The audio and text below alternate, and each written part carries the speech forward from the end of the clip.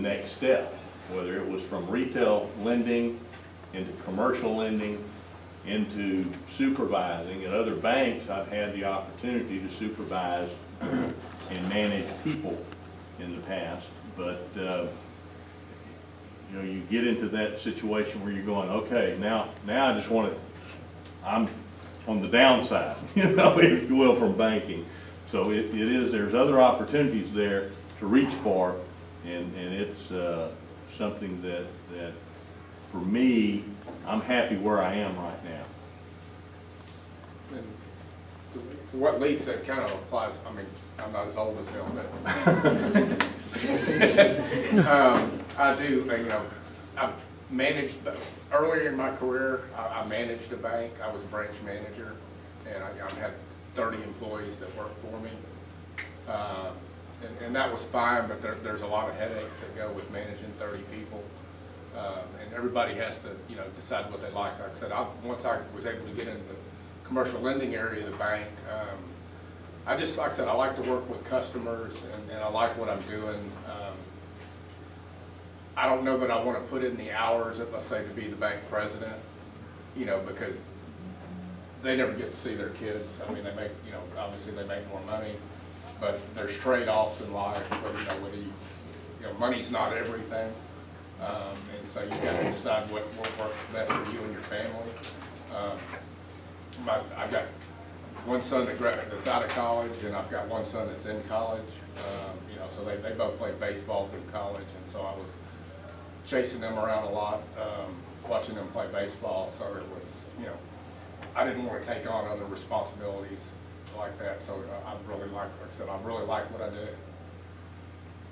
Great question. Good question. All right, why don't we jump to another table? Can we go over here? Josmir, go ahead. Sports? Oh yeah, you know, I played football and baseball in high school.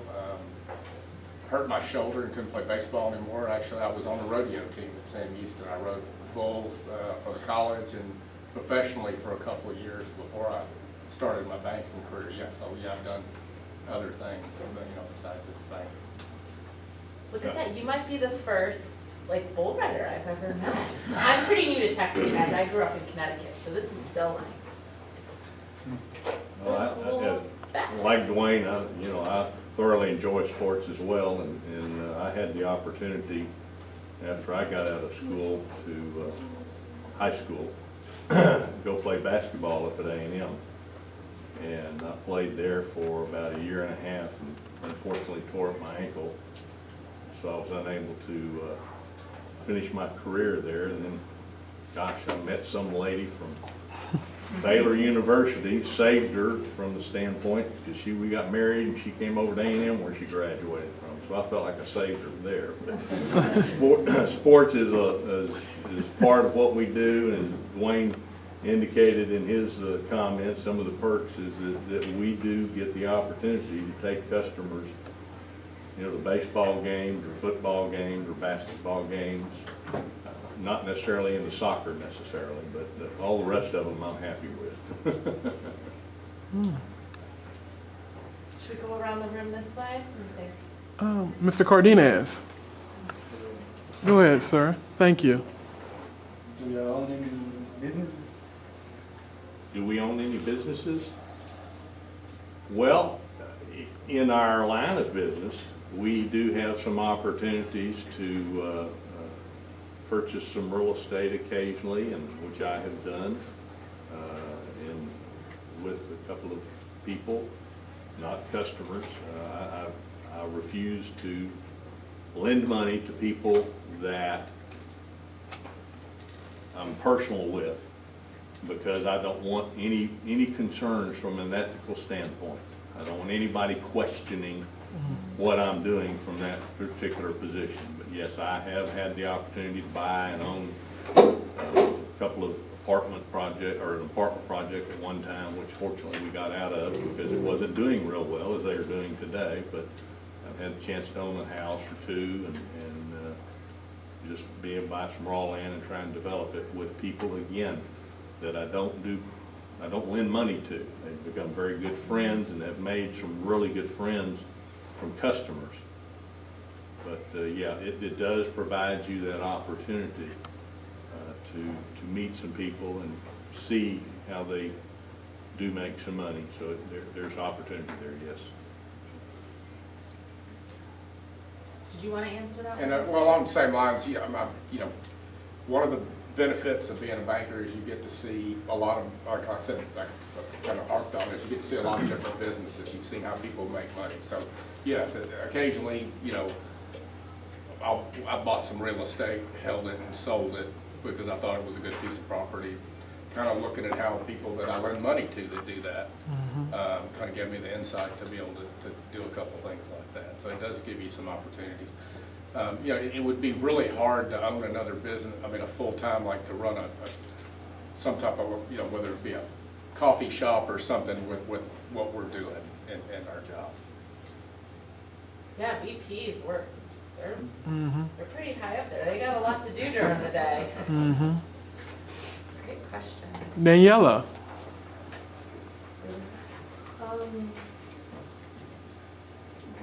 When you're a banker, do you have time for your personal? Well, yeah, that's pretty much why we are happy with our positions, is because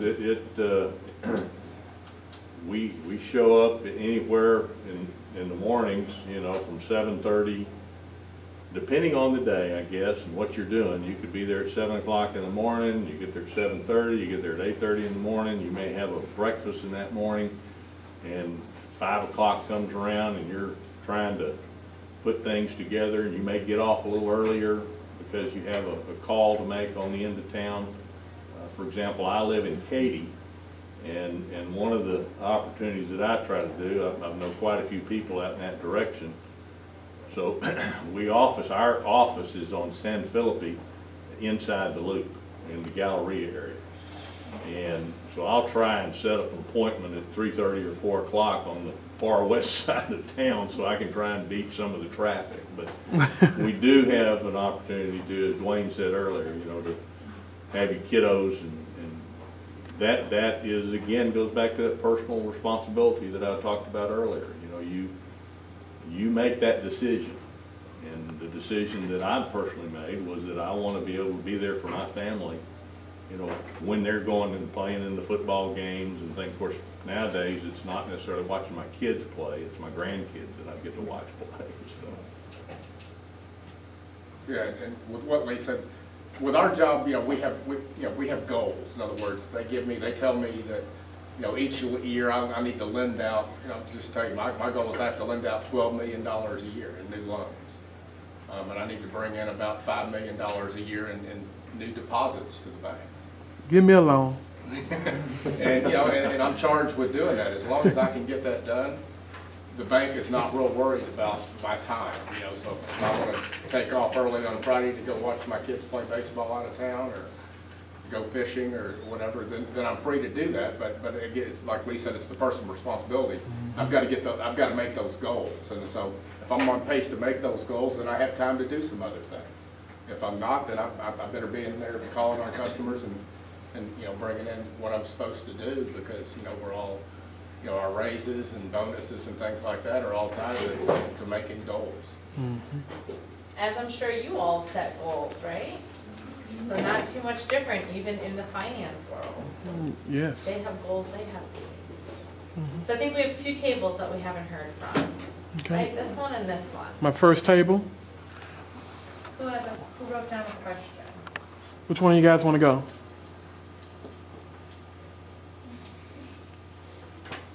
Oh, don't all just jump at once. Somebody, come on. Yes, there is $1 million in the vault.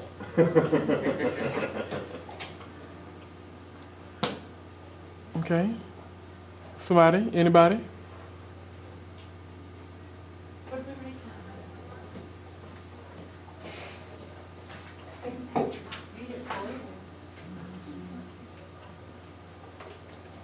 down? Okay. Have you ever traveled to another state or another country for work? Or maybe another city even? We flew in from New Orleans last night. All right, so you're based in New Orleans. The home office is in New Orleans, so we had a meeting yesterday in New Orleans. We flew in last night. Yes, we do travel to, you know, there's seminars we've gone to. I've gone to credit training in Minnesota. Yeah, so there is, you know, depending on the bank you work for and where their offices are. You know, when I worked for the what was called First State Bank of Texas, our home office was out of Minnesota, and so we would go to Minnesota. If you work for, let's say, Wells Fargo, their home offices are in California. You might go to California. You know, so they're depending on what bank you work for and where their offices are, or if you have customers. I mean, I've been to Argentina hunting with customers, so you know, we do get the opportunity to travel quite a bit. I go back and forth in New Orleans. Oh, you don't? I love it. Good question. All right, last table. Did you want to answer one? Ask one? No. Stephanie, you want to go? Brianna? Oh. No. See if they have scissors. All right, well, then we'll move on to our class discussion questions then. So if you think of anything you want to ask, you can still write it down. If you'll turn your papers over, we have some questions that we'll talk about both with our guest speakers, and I know that you all, the last 2 weeks, have been working on your career planning unit, so some of these terms, I see them up on your objectives, right? This should be a little bit familiar. I was actually thinking, since you brought up ethics, like being, you know, ethically with your clients or your friends, if we look at question number 3, we don't have to go in order.